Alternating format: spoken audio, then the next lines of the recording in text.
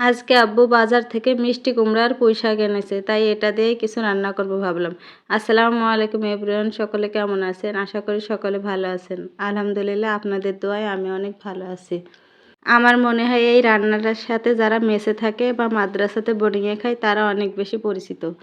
পুঁই শাক আর মিষ্টি কুমড়োর সময় আসলে তো মাদ্রাসাতে এটা বোর্ডিংয়ে 2-1 দিন পর পরে দেয়। যারা বোর্ডিংয়ে খায় তারা তো ভাবে কবে এই সময়টা যাবে আর এগুলো আমাদের আর খেতে হবে না। তাই ভাবলাম ঠিক বোর্ডিংয়ে যেভাবে রান্না করে সেভাবে এটাকে আজ রান্না করব। এর জন্য আমি পুঁই শাক কুটে নিয়েছি আর কুমড়োগুলোকেও কুটে নিয়েছি। আর এই রান্নাটার জন্য একটা মশলা তৈরি করে নেব। তার জন্য দিচ্ছি 1 টেবিল চামচ জিরা, 1 টেবিল চামচ সরিষা। এরপরে দেবো কিছু পেঁয়াজ কুচি আর কিছু রসুন কুচি। তারপরে দেবো 10 থেকে 12টা মতো কাঁচামরিচ। এরপর এগুলোকে ব্লেন্ডার করে নেব। এরপর চুলাইতে কড়াই বসাই দিয়ে দেবো 3 টেবিল চামচ পরিমাণ রান্নার তেল। এরপর ব্লেন্ডার করা ওই মশলাটাকে দিয়ে দেবো। এরপরে দিয়ে দেবো স্বাদ মতো লবণ, 1/2 টেবিল চামচ ধনিয়ার গুঁড়া আর 1 টেবিল চামচ হলুদের গুঁড়া। এরপর মশলার সাথে এগুলোকে সুন্দর করে মিশিয়ে নেব। আমাদের বোর্ডিংয়ে যে রান্না করতো তাকে আমরা খালা বলতাম। জানি না তার মতো করে রান্নাটা করতে পারবো কিনা, তবে চেষ্টা করছি। এই তো আমার মশলাটা একটু কষানো হয়ে গেছে। এরপর কিছুটা পানি দিয়ে মশলাটাকে আবারও ভালোভাবে কষিয়ে নেব, মশলা থেকে যতক্ষণ না পর্যন্ত তেল উঠে আসবে। আমার মশলা থেকে তেল উঠে এসেছে। এরপরে দিয়ে দেবো কুটে রাখা মিষ্টি কুমড়াগুলোকে। এই তো আমার মিষ্টি কুমড়াগুলো দেওয়া প্রায় শেষ। এরপরে এগুলোকে মশলার সাথে সুন্দর করে মিশিয়ে নেব। এগুলোকে আমি একটু সময় নিয়েই মশলার সাথে মিশিয়ে নেব।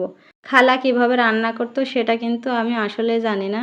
আম্মুর কাছ থেকে একটু শুনে নিলাম যে মিষ্টি কুমড়া দিয়ে পুঁই শাক কীভাবে রান্না করে, সেইভাবে রান্না করার চেষ্টা করছি। জানি না হবে কিনা।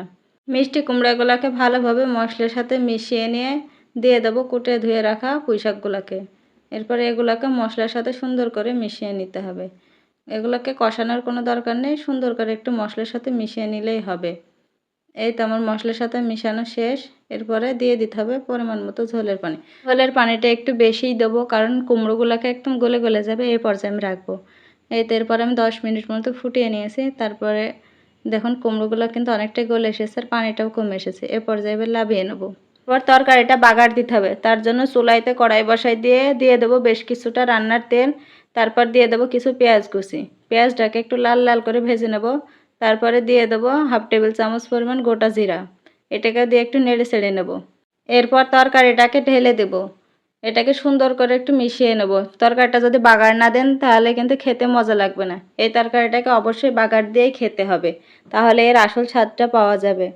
দেখুন আমার রান্নাটা দেখতে কতটা সুন্দর লাগছে আর খেতেও মাশাআল্লাহ অনেক ভালোই হয়েছিল। আশা করি রান্নাটা আপনাদের সকলের কাছে ভালো লেগেছে। যদি ভালো লেগে থাকে তাহলে একটি লাইক, কমেন্ট এবং শেয়ার করতে ভুলবেন না। সকলে ভালো থাকবেন এবং সুস্থ থাকবেন এবং দেখা হবে পরবর্তী কোনো ভিডিওতে। আল্লাহ হাফেজ।